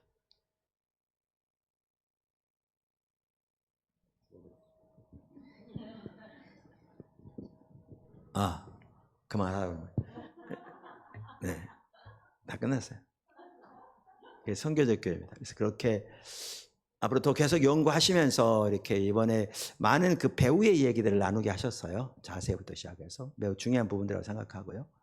그래서 필요하시면 2번, 3번 들으시면서 정말 이렇게 주님 잘 따라가서 한사랑 예전 교회가 또 함께하는 여러분 한 분 한 분이 정말 이 시대에 그렇게 교회가 그리고 각 성도가 주와 동행하면서 삶의 모든 영역에서 새 창조에 동역하는 새로운 인류로서 선교적 삶을 삶으로 문화를 구속하고 또 복음을 전가하고 열방 가운데 온 세상에 하나님의 나라가 임하도록 섬기는 귀한 축복 있기를 바라고 주님이 그 부분을 강력하게 뒷받침하고 계신다고 저는 믿거든요.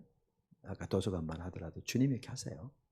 그리고 아프리카 프로젝트 제가 얘기 안 나눴습니다만 같은 맥락에서 정확하게 그 일을 하고 계시거든요. 정말 강력하게. 그래서 지금 우리가 이렇게 나아갈 때 하나님이 강하게 뒷받침하시고 세워가실 믿습니다. 그렇게 되기를 주님의 축원합니다. 아멘. 기도하겠습니다.